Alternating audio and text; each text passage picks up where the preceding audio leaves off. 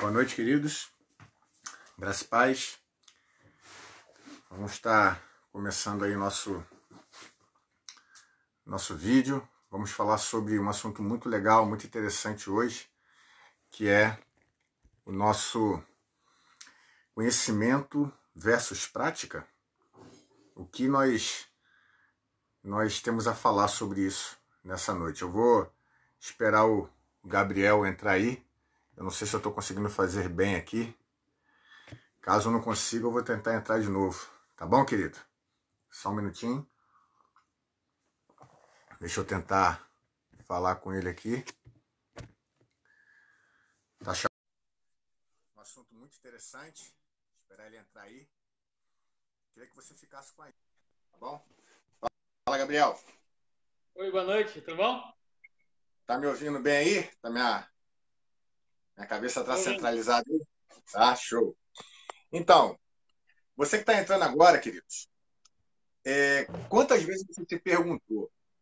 Conhecimento é muito interessante, você foi incentivado assim que você entrou na igreja. Não, você tem que buscar conhecer de Deus, você tem que buscar ler a Bíblia, você tem que orar, e você começa a se encher da palavra de Deus, você começa a ir à escola dominical, você começa a, de repente, ser incentivado a fazer um curso de teologia, ler bastante. Só que chega um determinado momento da sua vida que você fica com tanto conhecimento, tanta coisa, mas e aí? O que fazer com tudo isso? Né? E essa noite nós vamos tratar de ortodoxia e ortopraxia. Né? Que nome feio, por que não falar logo conhecimento, né? E também prática? Mas o conhecimento e a prática, elas são adversárias? Aí você vai falar assim, claro que não. Elas são amigas, são juntas. Mas na prática mesmo, isso tem acontecido? Hoje em dia, muitas pessoas têm buscado conhecimento, os cursos de teologia têm crescido na internet, né?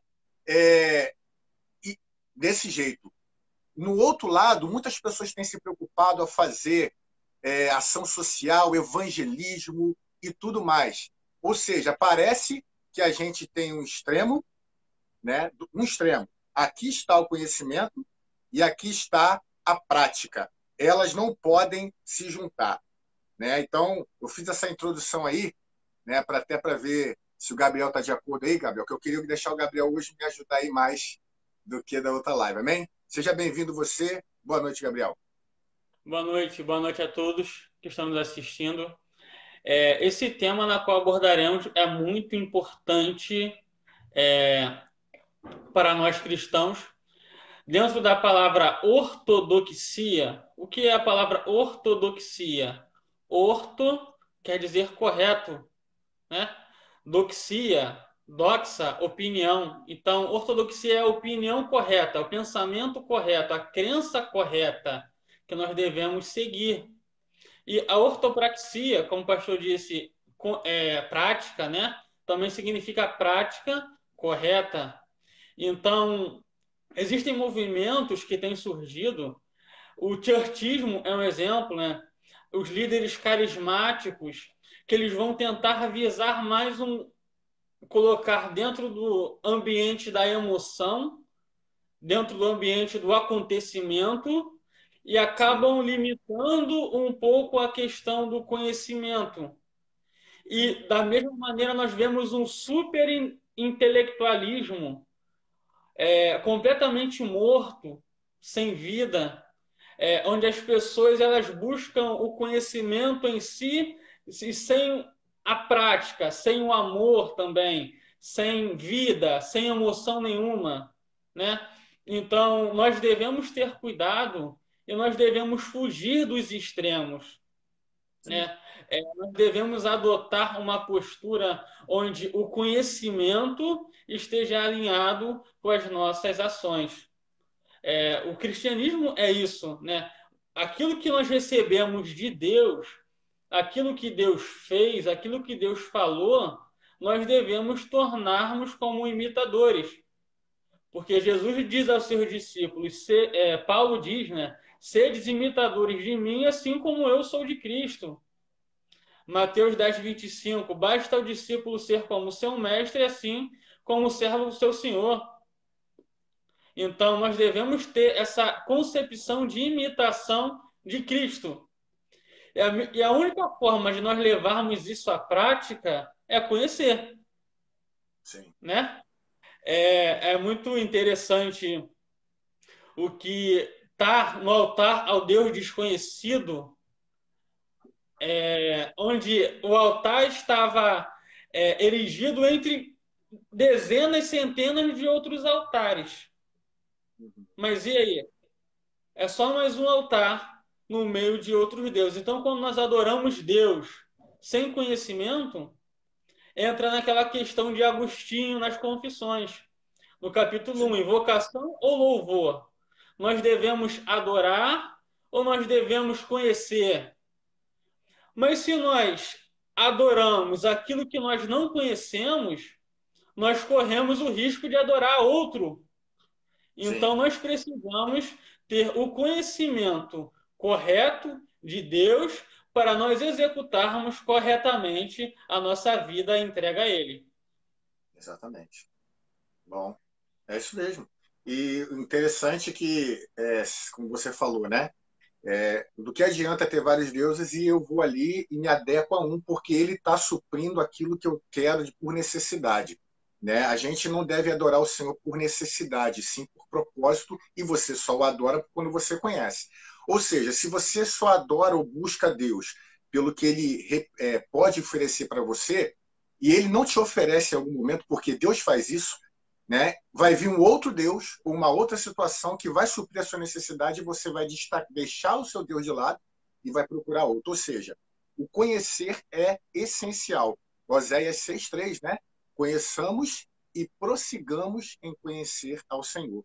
Ou seja, eu conheço, mas não é apenas uma vez. Você tem que, a cada dia, ter um relacionamento, o conhecimento da Bíblia, né? Mas não somente o conhecimento de leitura. Né? Eu costumo falar com os membros da igreja aqui que não se preocupe em ler uma Bíblia em um ano. Não se preocupe. Não se preocupe com metas. Preocupe-se em estudar a Bíblia. Eu costumo dizer que nem todo mundo que lê a Bíblia estuda, mas todo mundo que estuda lê. E quando É, você estuda a Bíblia, você vai entrar em várias questões que são essenciais.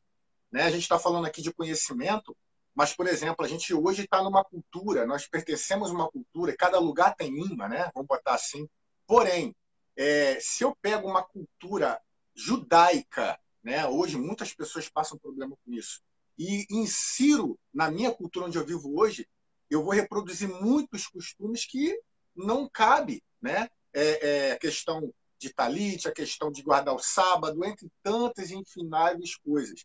Então, precisamos fazer também esse contexto, essa contextualização bíblica, porque senão a gente vai firmar uma doutrina que é judaica.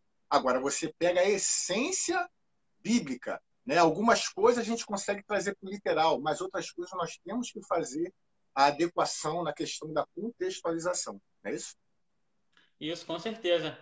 E sobre o fato de nós estudarmos a Bíblia, primeiramente, a revelação ela é de Deus, né? Sim, Existem três formas de Deus se revelar a nós, que a gente sempre fala. Primeiro é a revelação pessoal, é a revelação que isso. está na Bíblia de Deus em busca do homem. Deus vai até Abraão, Deus vai até Moisés, Deus vai aos patriarcas, Deus vai buscar o seu povo. Então, Sim, essa é a revelação pessoal, é a revelação que Deus fala dentro do coração de cada ser humano. Existe juntamente com essa revelação a revelação natural, onde diz Romanos capítulo 1, onde Deus se revela em toda a criação, Deus se revela em todo o cosmos, Deus se revela na natureza, Deus se revela na bios, né? Então, também juntamente existe a revelação de Deus através das Escrituras. Isso é, onde Deus fala através dos profetas, através dos apóstolos, através da sua própria palavra, que é expressa na imagem do Filho. Então, nós devemos ter a sensibilidade de quando Deus está falando o que Deus quer de nós, né? E adotarmos isso para a gente em ações, em pensamento e ações. Pensamentos. Então, é muito importante. Isso também, o conhecimento de Deus, Deus é inatingível É. dentro da razão. Deus está acima de toda a razão. Nós conhecemos o que Ele nos permite conhecer, né? O que é necessário para a nossa salvação, o que é necessário para nós vivermos bem de acordo com o que Ele nos chamou para vivermos. Isso. Eu acho interessante em Hebreus 1, eu gostaria de ler rapidamente alguns versículos. Diz assim, ó: havendo Deus antigamente falado muitas vezes e de muitas maneiras aos pais pelos profetas, a nós falou-nos nestes últimos dias pelo Filho, a quem constituiu o herdeiro de tudo, por quem fez também o mundo. Então, uma das maneiras de Deus falar a nós foi pelos profetas, foram pelos atos de todos aqueles que viveram com ele, tiveram experiências, né? C.S. Uhum. Lewis, ele diz que a Bíblia, ela não é, ela é a palavra de Deus no sentido de todas as pessoas que tiveram experiência com ele Uhum. anotaram, escreveram e compartilharam essas experiências conosco.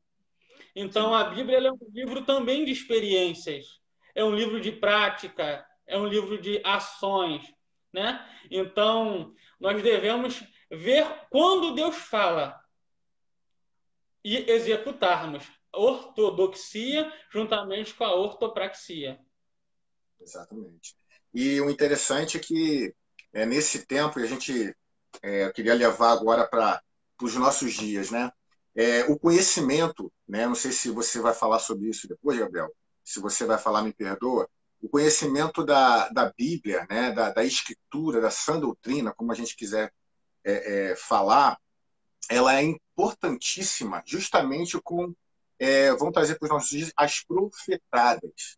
Eu tive um dia desse não, uns 4 meses atrás, uma pessoa me pediu para orar por uma outra da família, e nós oramos, nós acreditamos na oração, levantei a igreja em oração, e um belo dia, ela falou assim para mim, pastor, não fale para não orar, porque Deus falou que vai recolher. Aí eu falei, tudo bem, se Deus falou que vai recolher, e Deus falou com ela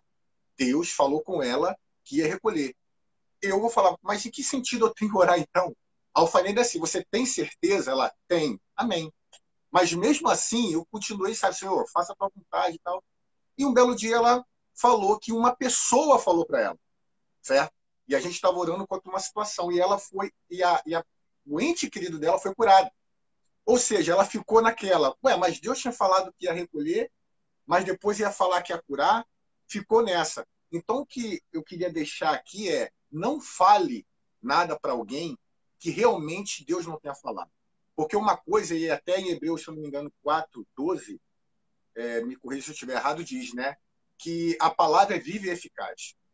Ela penetra entre as juntas e medulas, alma e espírito, e somente ela, a palavra, o rema, o logos de Deus, é apta para discernir os pensamentos e intenções do coração. Ou seja, às vezes a gente está tão envolto de alma, né, que a gente quer que a pessoa seja curada. Porém, né, a gente até se deixa levar pela emoção, mas não é Deus que está falando, somos nós. Então, nesse dia de hoje, né, nos tempos de hoje, nós precisamos estar voltados para a palavra e principalmente para a intimidade com Deus. Não, realmente não, Deus não falou. Deus não falou. Então, esse cuidado que a gente precisa ter com a questão da palavra e o conhecimento dela nos faz também, no dia mal, vem a lembrança.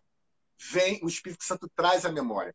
No dia desse aconteceu uma coisa, sabe, horrível, no sentido de testar o meu temperamento, a minha humanidade, a minha carne. E na hora que aconteceu, o meu temperamento veio para fora, né? E voltou os pensamentos do passado. Meu Deus, o que aconteceu? Na hora o Espírito Santo trouxe a memória.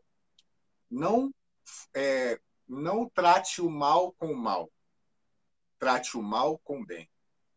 né? E aí veio outras palavras também. Paulo falando, eu subjugo meu corpo e o reduzo à servidão. Enfim, quando você conhece o Espírito Santo, traz a memória. Eu creio assim. Sim, com certeza. É, existe essa polarização, né? Intelectualismo versus emoção.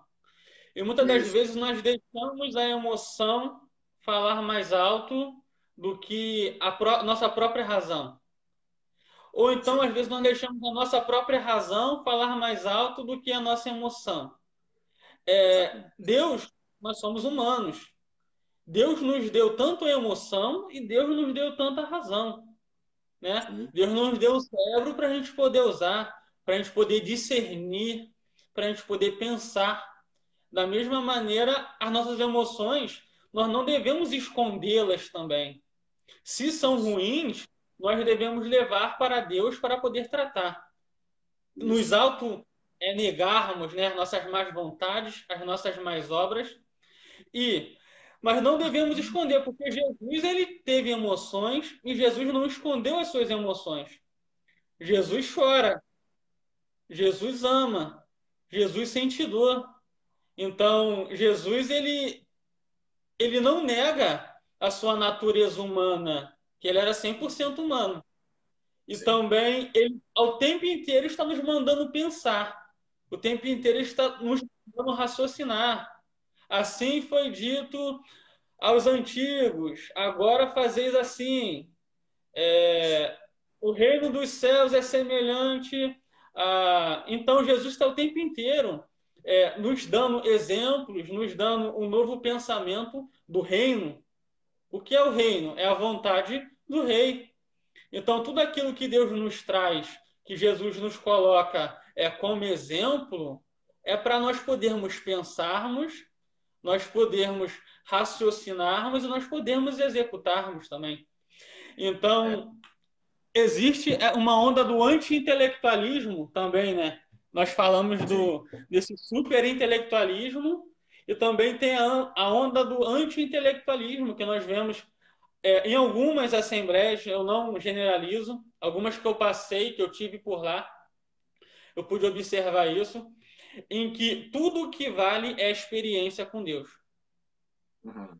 Tudo que vale é o que está acontecendo. É a manifestação da glória, é a manifestação de poder. Mas pede poder a Deus, mas não se sabe o que se faz com ele. Vou É. fazer o quê? Então, a consciência, né, que nós devemos ter diante de Deus sempre. O que que Deus requer de nós? Muitas das vezes nós gastamos mais dinheiro com celular do que com dicionário bíblico. Uhum. Às vezes nós Exatamente. gastamos mais dinheiro com tênis, 400, 500, 600 reais. Eu já vi pessoas que deram, do Uhum. que numa Bíblia de estudo, ou em uma ou mais versão para se poder estudar, ou em um bom livro Sim. de teologia. Eu até recomendo aqui dois bons livros. O Cristianismo Básico, de John Stott, e Introdução ao Cristianismo, Isso. Joseph Ratzinger.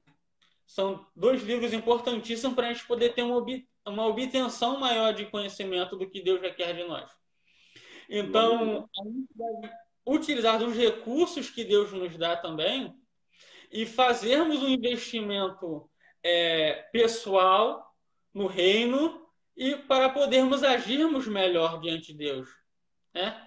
Isso é importantíssimo. Eu estava falando aqui, que você falou de Deus, né, do conhecimento, da humanidade de Deus, e eu lembrei aqui que nós, principalmente os ocidentais, né, o brasileiro, o americano, nós buscamos a santidade, e eu vou me incluir, porque acaba acontecendo também, para, sim, ter mais intimidade com Deus, não vamos negar isso, mas parece que essa intimidade ela nos torna maiores e melhores do que os outros, né? Só que Jesus, a gente busca a intimidade querendo ser Deus, mas Jesus deixou de ser Deus para ser humano e entendeu a humanidade do outro. Ou seja, a santidade ela deve nos levar a ser mais humanos e não ser deuses. A intimidade, ela deve nos fazer ter compaixão, ter misericórdia e não querer ser mais que os outros. Né? A santidade, ela deve nos fazer ser mais conhecedores de Deus, para que a gente venha manifestar a sua glória no próximo. Né? A santidade, ela não deve nos colocar no patamar acima. Né? E essa questão que você falou do poder, em Atos 1:8, Jesus falou para os discípulos: ficar em Jerusalém até que do alto receba poder do Senhor. Para quê? Qual a finalidade? Para que testemunheis da minha palavra, do evangelho, por toda a terra. Ou seja, o poder, se ele tiver uma outra direção, ele perdeu o sentido. O poder é para manifestar glória, para proclamar o evangelho, tudo que não seja você. Mas se eu tenho o poder de Deus, que todo filho de Deus tem, para uso fruto próprio, é complicado. Já perdeu o fundamento, já perdeu o sentido. Só a misericórdia de Deus. Sim, com certeza. Até mesmo a palavra culto, né, ela vem do grego latreia, que ela significa serviço.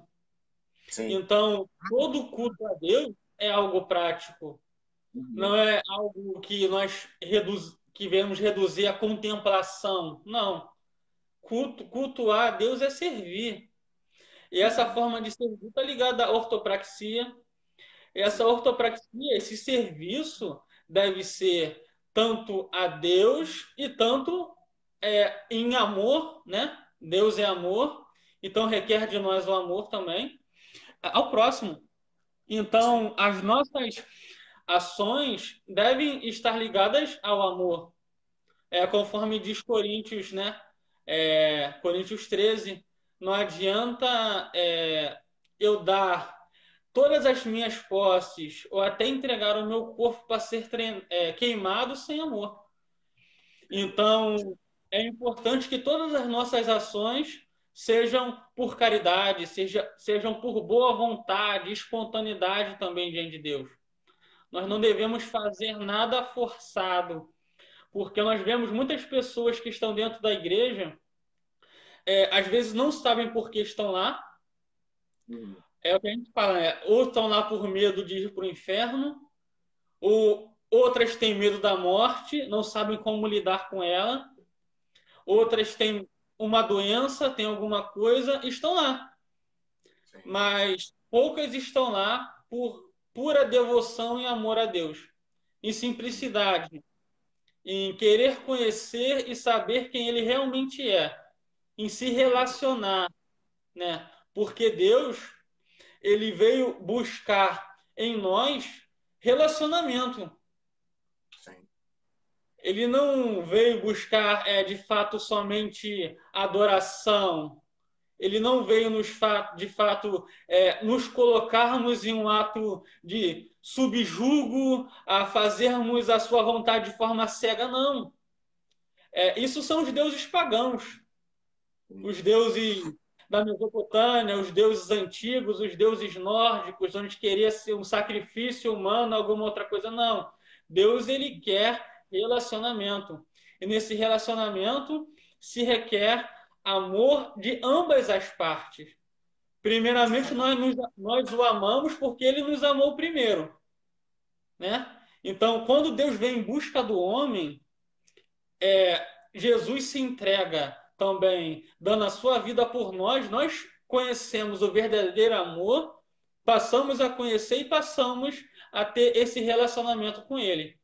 Né? Isso também é algo primordial no contexto da ortopraxia, ligado à ortodoxia. Né? Conhecer quem Deus é, o que Deus falou, como Deus agiu e executarmos a sua vontade em relacionamento e em amor.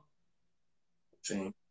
E o interessante, eu sempre quando vou falar de conhecimento assim de Deus, eu cito esse versículo, né, que é Salmos 35, né, 37:5, entregue o teu caminho ao Senhor, confia nele e o mais ele fará. E eu costumo dizer que eu só vou entregar alguma coisa a alguém se eu conhecer.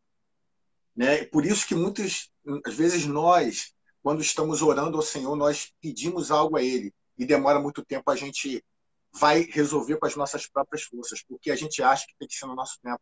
A gente acha que Deus ele não é o suficiente para resolver a nossa situação que a gente pediu. Né? O próprio conhecimento, Romanos 10, 17, se não me engano, e conhecereis a verdade. Né? Na verdade, desculpa, a fé vem pelo ouvir e ouvir pela palavra de Deus. Essa fé só vai começar a existir quando eu conhecer desse alguém, quando eu ouvir desse alguém. Então, aquilo que a gente estava conversando, a fé e a razão, elas andam juntas. Eu não posso chegar ao ouvir algo ou ao conhecer algo, eu colocar na balança. Não, isso aqui é o melhor para mim. Até a conversão, ela vai ter razão, porque eu vou olhar para o espelho, até botei no Face essa semana, quando eu olho para o espelho, eu vejo uma denúncia contra mim, porque o espelho é igual ao evangelho, né? Eu até botei assim, eu assimilo o espelho como o evangelho. Quando eu olho para ele, eu vejo quão eu estou fadado ao inferno, quanto eu sou miserável, quanto eu não presto. Então, eu olho para ele e eu quero Deus. Então, eu falei, peraí, eu olho para o espelho e vejo ali, para o evangelho, e vejo ali é a razão da minha salvação, do meu viver. E eu olho para mim e eu vejo que eu estou caminhando a passos largos para o inferno. Então, eu falei, eu não quero isso para mim, como aconteceu isso comigo um dia. Então, a razão, ela está junto com a fé. E a emoção também, porque o emocional ele pode ser benéfico ou maléfico. Maléfico no sentido das suas emoções estar em frangalhos e você não conseguir enxergar, e benéficos porque você está vendo, você está com medo. Né? Você falou do servir ao Senhor, o medo de ir para o inferno. Até um determinado momento da minha vida, isso foi bom, porque isso me atraiu para Cristo, para a igreja e, consequentemente, para Cristo. Mas se eu vivo nessa condição a vida toda, o evangelho não foi uma boa notícia para mim. Eu estou com medo do ônus, do mal que isso pode me ocasionar se eu não estiver ali. Eu não estou servindo o Senhor por amor, eu estou servindo pelo medo. E isso, Deus é amor. Né? Sim. Coríntios 14, 20, Paulo diz que as Escrituras nos chamam a sermos maduros na fé. Então, nós devemos ir amadurecendo, né? E nós falamos tanto sobre preguiça, sobre a preguiça física do nosso corpo, mas nós também nos esquecemos que a preguiça intelectual também é tão errada quanto a preguiça do nosso corpo, das Sim. nossas ações.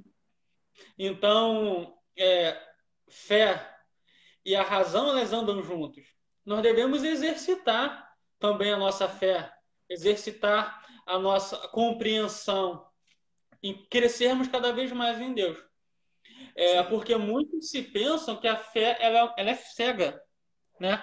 A fé é irracional, não, pelo contrário. Como eu vou colocar a minha confiança, a minha dependência em Deus? Porque a fé significa firmar sem Deus, no sentido original do grego. E esse firmar em Deus, ele se requer, como já foi dito, um conhecimento de Deus. Então, nós observamos que esse firmar em Deus, nós vemos na vida dos patriarcas, Deus vai falar para eles qual é a sua vontade, qual é o seu querer. Exemplo, Abraão, sai da sua terra e da tua parentela, que eu lhe farei uma grande nação, assim como as estrelas dos céus. Então, Abraão, ele ouviu o querer, teve o conhecimento de Deus e executou. Isso é fé. Ele não sabia como Deus ia fazer, mas ele sabia que Deus ia fazer. Então, isso basta. Aquilo que Deus vai nos dando, nós vamos executando, e à medida no caminhar, nós iremos amadurecendo. Nós iremos pegando as experiências, né?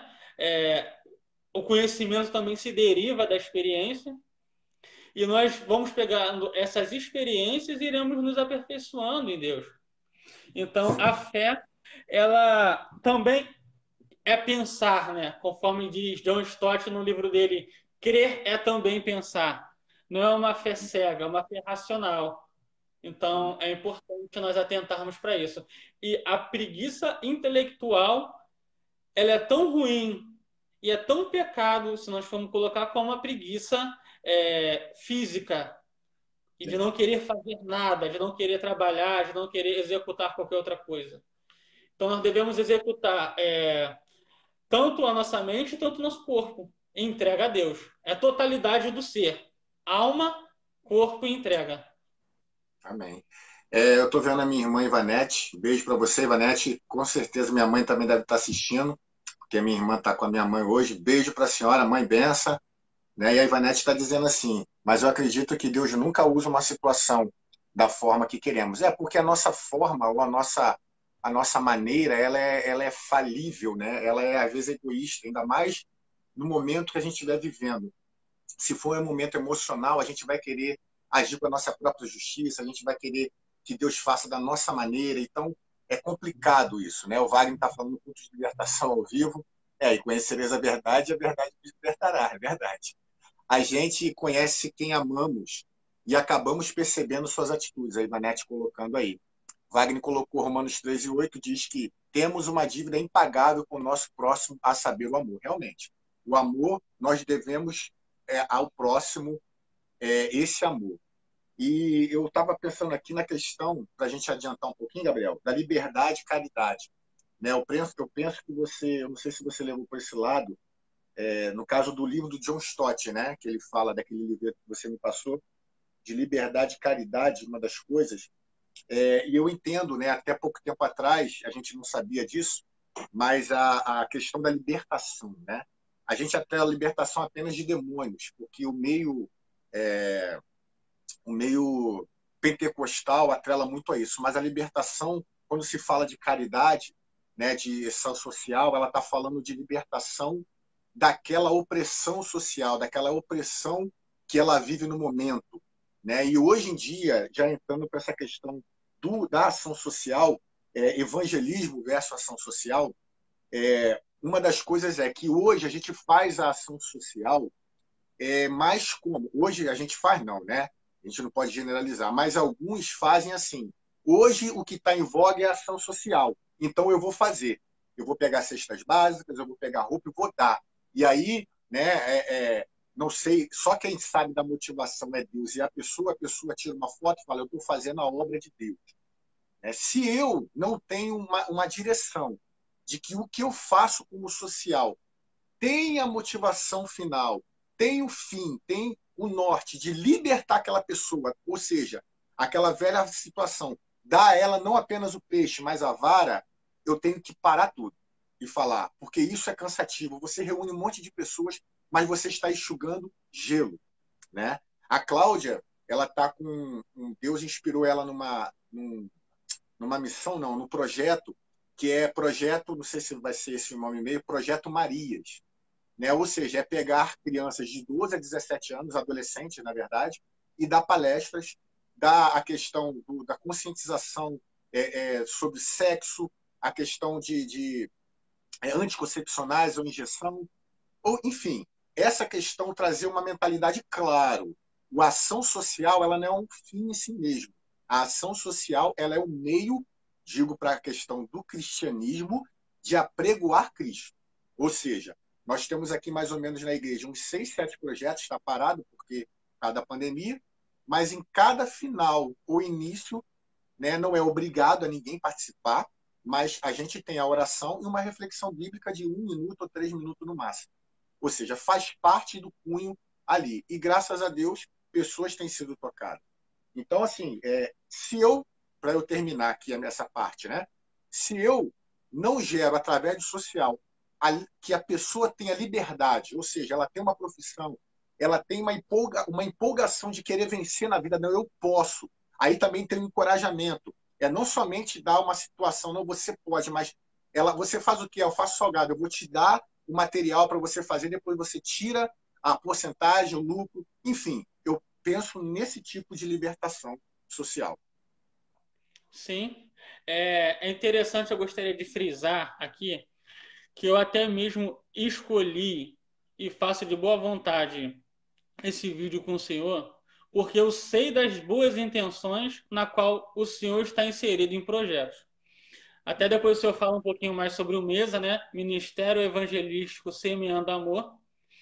não é algo que fica nas palavras em si, é algo que fica na ação, no amor e na ajuda, né? Então, quando se falou da libertação de toda a opressão sistêmica na qual as pessoas estão inseridas dentro da sociedade, né? É muito importante nós, como cristãos, nos atentarmos a isso. Existem pessoas que não têm o mínimo de condições de saneamento básico. Existem pessoas que não têm a mínima oportunidade de estudar, o apoio para isso, seja pelos pais ou seja por falta de instrução. Então, às vezes as pessoas, quando ficam inseridas neste ambiente, elas se tornam escravas, às vezes das circunstâncias, às vezes das condições na qual lhes são dadas.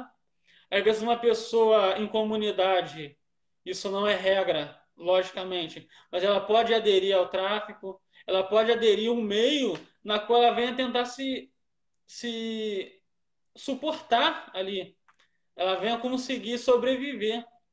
Então, às vezes, elas fazem algo que, isso pode ser até certo, porque então nós devemos ter como igreja esse pensamento de irmos aonde ninguém vai, aonde o próprio governo não vai, e executarmos essas boas ações. A igreja é para isso também, né? Paulo ele destinava boa parte das colheitas e das ofertas para poder levar as viúvas, para poder levar as pessoas necessitadas, a poder levar os pobres. Então, o objetivo da igreja não é o acúmulo de capital em si. Ela precisa se manter, precisa, mas ela precisa utilizar desses recursos para poder implantar na sociedade e ter crescimento, ajudar. Como eu disse, é um meio, né? Porque uma das coisas que importam bastante é a salvação da alma. Jesus veio para isso, para salvar a humanidade dos seus pecados. Então, nós vamos até essas pessoas, nós damos o alimento e nós levamos a palavra. Foi o que Jesus fez, né? Na multiplicação dos pães, dos peixes. E ele vai avisar para ele: eu sou o pão da vida também, né? João 6. Quem comer de mim nunca mais terá fome. Então, essa obtenção também de nós levarmos o alimento e ensinarmos a pescar. Cursos profissionalizantes. Isso está incluído na ortopraxia, tá? Para quem está assistindo. A prática correta da fé. Então, quando nós observamos, nós devemos observar a realidade, o mundo que nos cerca. O cristianismo ele não tem que ficar estagnado somente nas questões litúrgicas de culto. Não, está muito além disso. Nós temos que olhar para a sociedade, ver os principais problemas, defeitos, dificuldades e transformar como agentes transformacionais. Vós sois o sal da terra, né? Vós sois a luz do mundo. Então, o sal, ele salga. O sal, ele conserva o mundo para que ele não estrague, para que ele não apodreça. Acabei me delongando bastante em palavras, mas só para concluir um pouco o raciocínio, né? Nós devemos olhar a realidade à nossa volta, olhar a condição das pessoas e pegar recursos e levar essas pessoas carentes, com dificuldades, porque o cristianismo, o evangelho, ele é prático. Exatamente. Exatamente. E uma vez, quando eu fui lá para o Peru, o pastor de lá, né, chegou e falou uma coisa para mim. Eu cheguei aqui no Peru e na selva e eu fui ler a terra, né? Eu fui observar a terra. E é uma coisa que eu peguei, né? Que eu aprendi, né? Onde a gente está inserido, não adianta eu querer reproduzir uma coisa que está dando certo no Rio e trazer aqui para Rio das Ostras, porque não tem nada a ver. Eu tenho que fazer uma leitura, né? Como alguns fazem, mapeamento, né? Só que não um caso espiritual, mapeamento social, mapeamento até espiritual no sentido do que você vai ver também a realidade, né? E falando de amor, né? Hoje o povo está cansado de ouvir, né? A retórica de amor está cansativa. Ninguém acredita mais no que sai daqui, mas o que as pessoas acreditam é o que sai da praxis, né? Aprender sobre amor é interessante, é necessário, né? Mas se você só ficar no campo da ortodoxia, né? Ou seja, o conhecimento sobre amor e não praticar, não adianta de nada, né? Até o conhecer a verdade e a verdade vos libertará, se você só conhece e não pratica também, essa liberdade não vai te libertar.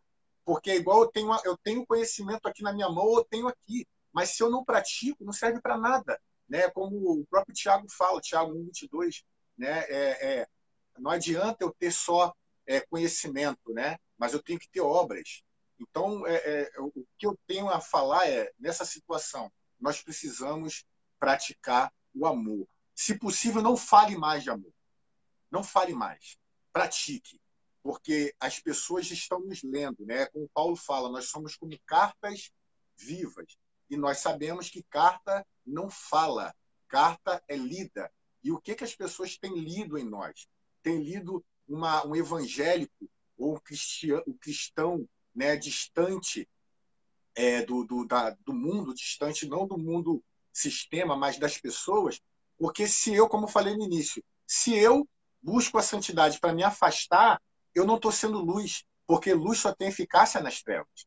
É claro que quando eu venho para Cristo é necessário ter uma desintoxicação do mundo, mas eu não posso ficar só desse lado, eu tenho que ir iluminar aonde está em trevas.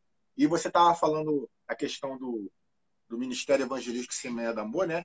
Mas as pessoas conhecem como MESA pela sigla. Nós caminhamos aqui de forma, tentamos fazer de forma bem prática. Falando de igreja, nós nos reunimos até na terça-feira à noite, que é o estudo bíblico, seria a escola dominical, e domingo à noite. Ou seja, 2 vezes à noite apenas na semana. 2 horas no domingo, 2 horas na terça-feira apenas.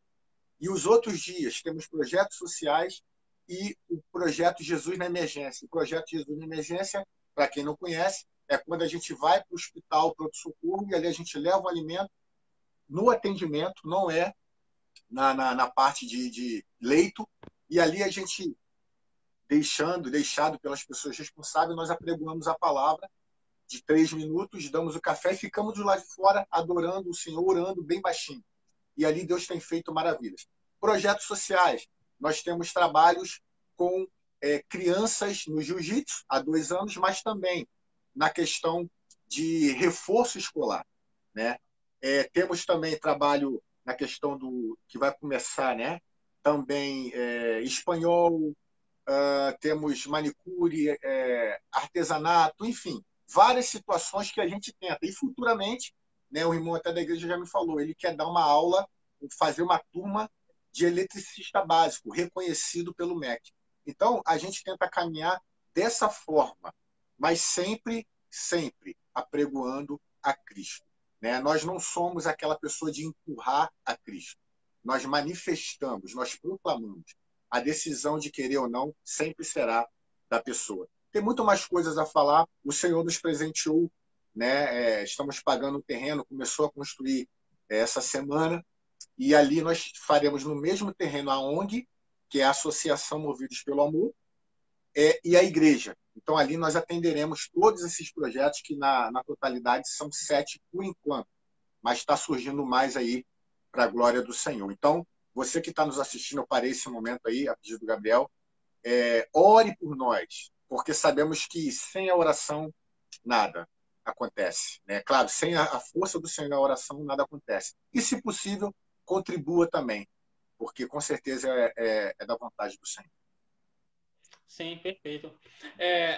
Eu gostaria de fazer uma colocação nas palavras na qual o senhor disse agora há pouco, sobre prática, né? Nós somos como um livro aberto onde o mundo nos lê. É muito importante a gente atentarmos para o que Jesus diz no Sermão do Monte, né? Aquele que ouve estas minhas palavras e não as praticam é semelhante ao homem imprudente que construiu a sua casa sobre a areia. E vem a tempestade, o vento e a derruba. Então, não adianta eu ter conhecimento se eu não tiver a prática destas palavras. É o que Jesus diz em João capítulo 14. Aquele que me ama, guarda os meus mandamentos. Meu O Deus. ato de guardar, ele também está atrelado ao executar, ao agir, ao viver. Então, à medida que eu escuto, à medida que eu observo, eu pratico.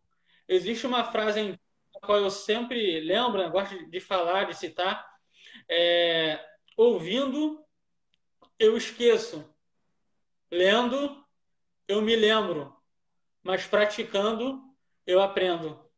Então, à Aleluia. medida que eu começo a praticar o cristianismo, né, o evangelho, eu começo a aprender e me aperfeiçoar melhor. Até mesmo os pagãos, né, for pegar Aristóteles, ele diz que a virtude ela é adquirida pelo hábito. À medida que nós vamos praticando, nós vamos a virtude, nós vamos crescendo, né? Embora também Tertuliano diga que Jesus é a verdade e não o hábito, né? Vamos. Nós não devemos colocar ele como uma forma de repetir sem ter consciência de quem ele é. O que é a verdade? É o logos, é a razão, causa motora primária de toda a humanidade, de todo o universo, de todo o cosmos, da criação, tudo em total harmonia e que anda conforme o seu querer. Então, primeiramente, nós não nos amamos, nós não o amamos porque ele é bom, nós o amamos porque ele é a verdade. Nós o amamos porque ele é o Logos, porque ele é a única causa redentora, salvadora e transformacional que pode nos fazer o bem. Aí as outras coisas estão atreladas juntamente com isso, mas requer a prática, requer a ação. Para quem está chegando agora, nós estamos falando sobre ortodoxia, conhecimento correto, e ortopraxia, ação, né? Muitas pessoas colocam o conhecimento acima das ações e outras colocam a prática, as ações acima do conhecimento. Eles têm que andar de mãos dadas, né? À medida que eu escuto de Deus, eu pratico de Deus, eu vivo de Deus. Então, nós devemos ter essa consciência. A ortodoxia não está separada da ortopraxia, assim como a razão não está separada da fé. Entendeu? Entendi. Não, é isso mesmo. O interessante é que a gente estava falando do conhecimento, né? Quando eu fiz o meu seminário, eu ouvia, entre aspas, né? Como acho que todo mundo que começa a fazer seminário ouve piada. Ah, você, cuidado que você vai aprender no seminário. Realmente, você tem que ter, dependendo do seminário, você tem que estar com a sua fé muito alicerçada.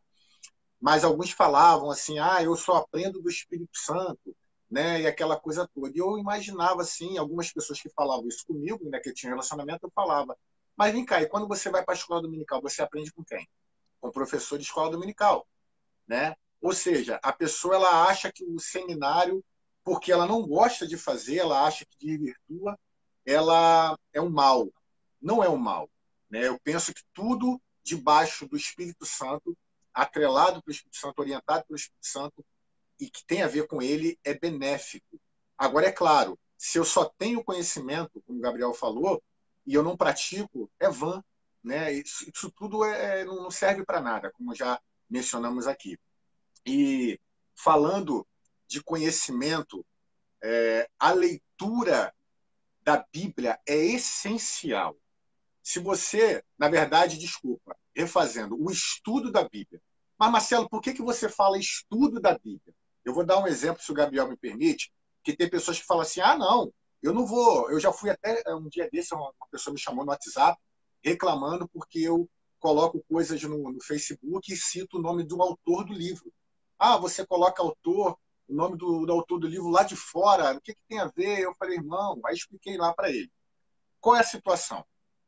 Se eu só leio a Bíblia, eu não vou saber algumas coisas que a Bíblia não esclarece. Por isso que é bom ter um dicionário. Acompanha comigo, você que está assistindo.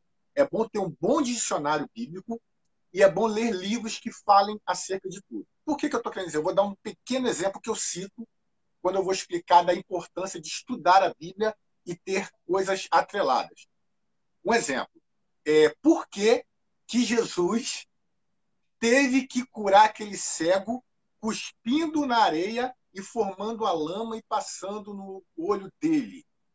Aí você vai perguntar, não sei. Porque ele quis. Sim, mas ele não poderia falar, seja curado? Aí a pessoa, sim. Você acha que isso é... Você não tem curiosidade? Ela fala, não, está lá e pronto. Mas se você estuda a Bíblia, você vai entender uma implicação cultural e também o ensino de Jesus. Só para você ter noção. Quando Jesus cospe na terra e faz a lama, lama simboliza barro e barro simboliza trabalho. Se você ler na Bíblia, vai estar escrito lá que Jesus curou aquele cego no sábado. Ou seja, eles, ao mesmo tempo, Jesus, ao mesmo tempo que curou o cego, ele, na verdade, quis dar um ensino aos fariseus, escribas e saduceus, que sempre tentavam pegar Jesus no maracuca, que é o quê? A cura é mais importante do que uma lei, não a lei de Deus, nem mosaica, mas a lei que vocês estão querendo desvirtuar, porque a lei e a piedade, entre a lei, uma regra, e a piedade prevalece. Até no Talmud diz isso. Se um judeu quer ver uma situação, o judeu, não tem a parábola do bom samaritano? Estava lá o samaritano andando, o samaritano andando, desculpa, o sacerdote e o levita. O cara estava meio morto, certo? Meio morto qualquer momento pode morrer. Se aquele cara, o sacerdote ou levita, toca na hora que está morrendo e morre, sabe o que o sacerdote ou levita tem que fazer? Ficar 7 dias confinado em purificação total.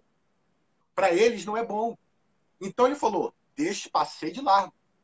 Ou seja, só que aquele sacerdote e aquele levita sabia na Torá que entre a lei, entre a regra e a piedade prevalece. Está no Talmud. Poxa, mas e aí? Como é que você sabe disso? Estudando. Então, quando eu olho para a parábola não, para a questão do cego que foi curado com a lama, eu entendo o porquê, sabe? Então, existem outras explicações bíblicas que você vai saber acerca de quê? Conhecendo a cultura judaica.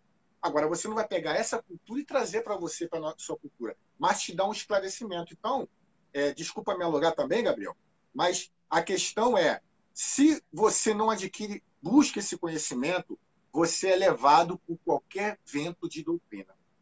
É isso que eu queria deixar. Não, verdade. E nós devemos observar que existe um distanciamento temporal muito grande das Escrituras.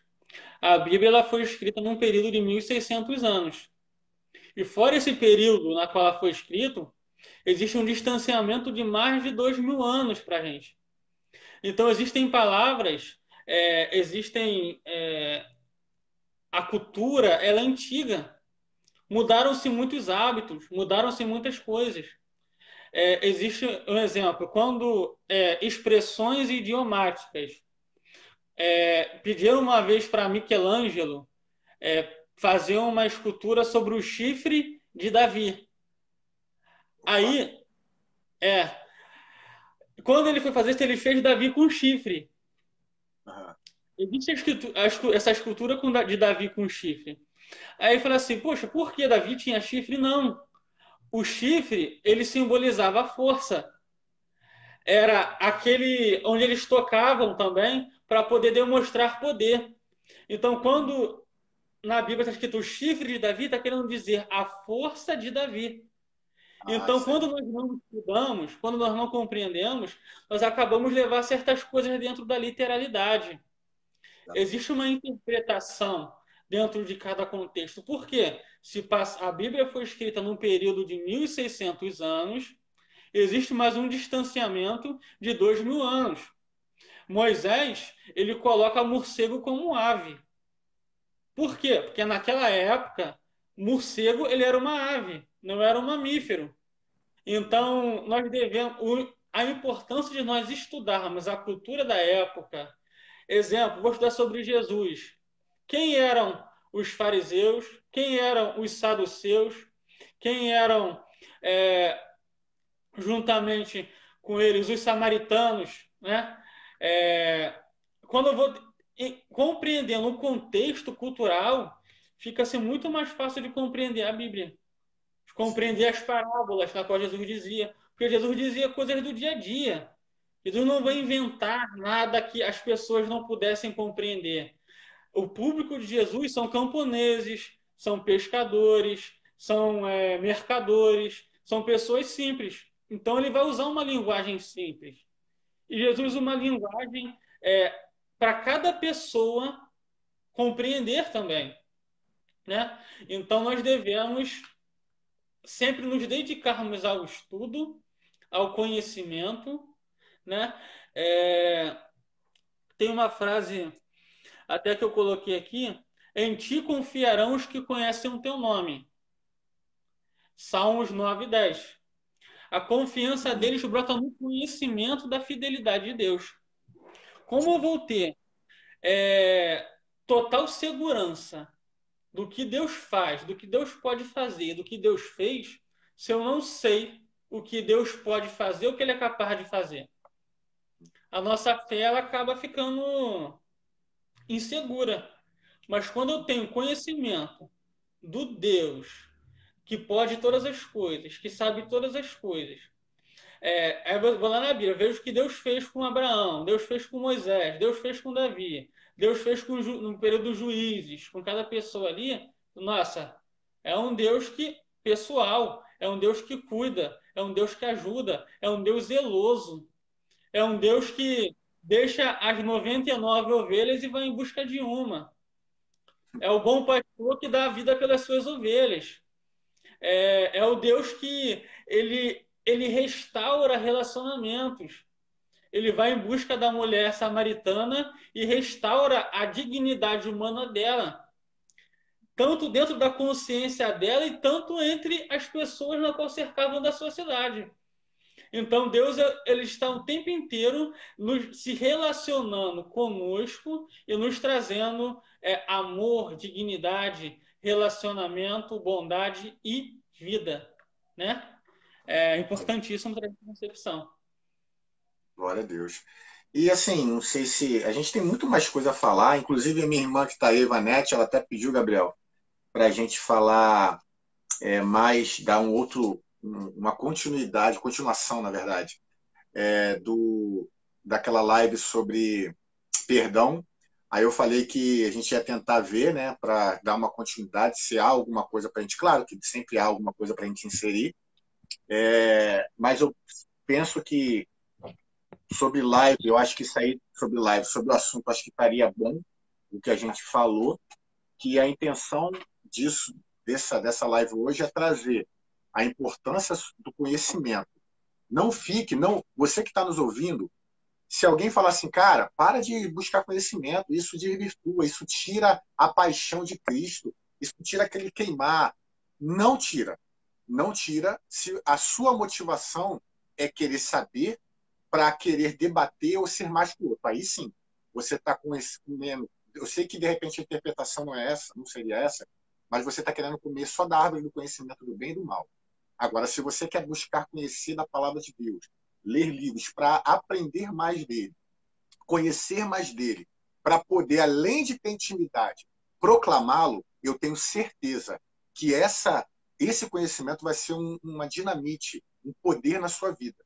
Só que esse conhecimento precisa, ou seja, na verdade, Gabriel, não sei se você concorda comigo, todo conhecimento motivado por conhecer a Deus e proclamar vai automaticamente impulsionar você a praticar. Né? A não ser que eu penso assim, né? Eu tinha, quando eu comecei a buscar mais, conhecer a Bíblia, de ler livros, isso me fazia ser confrontado. E eu falei, cara, eu tenho que sair, eu tenho que proclamar, não como uma obrigação, mas porque aquilo que eu conheci, nossa, eu quero proclamar para alguém. Aquela pessoa precisa saber disso também, sabe? É uma boa notícia, né? E eu aprendi isso no BTcast, que uma boa notícia é algo que já aconteceu. Eu só tenho que anunciar. Eu não tenho Sim. que inventar. eu não tenho que inserir e nem tirar, eu tenho que anunciar. Então, quando eu anuncio, eu não corrompo, eu apenas sou fiel, fidedigno ao que está sendo falado. Então, a questão do evangelismo, né, que nós falamos também de proclamar, isso é muito importante, da libertação, não somente social, né, da questão da caridade, mas, como o Gabriel falou, apesar que tem a ver com social, da questão de saneamento básico, questão de política, enfim. Eu acho que, entre tantas coisas, e cuidado com a sua emoção. Né? A emoção ela é necessária. Chorar, às vezes se irar, acontece, você só não pode pecar, como Jesus nos ensinou. Você está envolto de emoção. Mas cuidado para não ficar somente na emoção, somente na ira, somente na mágoa. Né? E cuidado também para não ficar somente na razão, ou seja, no intelecto, né? Porque isso te torna frio, te torna seco. Né? Que você una essas duas vertentes, né? Esses dois poderes, vamos botar assim, na prática e na manifestação do Senhor. Verdade. Sobre conhecimento, tem que ter muito cuidado com gnose. O que é gnose? Os gnósticos é aqueles que pregam a salvação por meio do conhecimento. Nós não somos salvos por causa do conhecimento, nós somos salvos pela graça, pelo amor de Deus, pela nossa fé e confiança nele. Entende? Nós devemos sim amadurecer, buscar conhecimento como amadurecimento, conforme Paulo nos diz. Vós estão tomando leite ao invés de estarem comendo alimento sólido. O alimento como se fossem crianças. Mas conforme a gente vai amadurecendo, a gente vai comendo algo mais sólido, vai se alimentando de algo mais forte, né? Então, a gente não tem que ficar estagnado. Eu tive o conhecimento do que Jesus é, do que Jesus faz, e vou parar por si mesmo. Não. Por que não crescer? Por que não subir um degrau a cada dia, cada vez mais? Né? É muito importante nós termos essa consciência também. Eu acho que já deu 1 hora de live. Eu acho que nós Eu tô sem, poderemos. tô sem Passou relógio. de 1 hora de live. A gente pode tentar fazer uma continuação depois, falando sobre a interpretação bíblica dentro da cultura, saber analisar o contexto histórico, saber analisar o contexto cultural, social, o contexto político, né? Dentro de uma linha hermenêutica também, eu acho que seria interessante para nós darmos continuidade a esse vídeo. Show, vamos fazer isso sim. Vamos montar outras lives sobre esses assuntos e entre outros que vai ser importante. Amém? Podemos orar para terminar, Gabriel? Vamos sim. Antes, não sei se alguém que está assistindo aí tem alguma pergunta a fazer. Né? Nós falamos sobre conhecimento, né, versus prática, ou conhecimento versus prática foi apenas um chamariz, mas conhecimento e prática elas têm necessidade de andarem juntos. Mas se alguém tem alguma pergunta a fazer, que está aí, que eu sei que está aí, é o Jonathan, Silvano, Wagner, acho que minha irmã ainda está aí, Ivanete, né? Você tem algum conhecimento, alguma pergunta a fazer, fique à vontade, senão a gente vai orar, tá bom? Qualquer coisa, pode nos procurar aí no privado, mas esperamos que tenha, de alguma forma, contribuído com vocês aí que está assistindo. Amém? Se não há, enquanto eu vou orando aqui, se você quiser colocar sua pergunta, amém? A gente vai orando aqui, em nome de Jesus. Pai, na tua presença queremos agradecer ao Senhor, primeiramente, pelo dom da vida e porque o nosso nome está escrito no livro da vida. Senhor, eu lembro de quando os discípulos chegaram para Jesus e falaram: Senhor, no teu nome expulsamos demônios, fizemos várias maravilhas. O Senhor falou: vocês estão alegres com isso? Alegrai-vos porque o seu nome está escrito no livro da vida e queremos agradecer por isso, porque foi através do seu sacrifício na cruz que nos proporcionou essa vitória, Pai. Abençoe os meus irmãos que estão nos assistindo, que o Senhor venha dar sabedoria, conhecimento da tua palavra e aquela impulsionar de praticá-la ao mesmo tempo, Senhor. Deus, toma cada vida em tuas mãos, Senhor, nos orienta a toda a verdade, nos dê discernimento, Senhor, e mais uma vez, como o Tiago nos orienta, nos dê sabedoria, ó Deus, em nome de Jesus. Abençoe a vida do Gabriel. Queremos aqui te louvar, Senhor, porque o teu filho foi curado pelo Senhor. Ó Deus, nesses 2 semanas ou uma semana que ele ficou com coronavírus, Pai, mas aprove ao Senhor manifestar a tua glória, ó Deus, e manifestar os seus sinais através da cura, para que todos vejam e saibam que a mão do Senhor fez isso. Ó Deus, muito obrigado por tudo. É o que nós choramos e te agradecemos. Em nome de Jesus. Amém. E graças a Deus. A irmã Maria entrou agora. Oi, irmã Maria, que pena. Mas depois a senhora assiste, tá bom? Vai lá no meu Face, assiste a live e daqui em breve a gente vai ter outra. Em nome de Jesus, tá bom? Quer dar mais uma palavra, Gabriel? Muito obrigado a todos pela atenção, pelo carinho. Agradeço mesmo a Deus por ter melhorado, né, dessa doença do Covid. Graças a Deus estou melhor. Desde sexta-feira já me encontro bem. Foi bem ruim mesmo, mas para a glória de Deus estamos bem. É só isso, agradecer.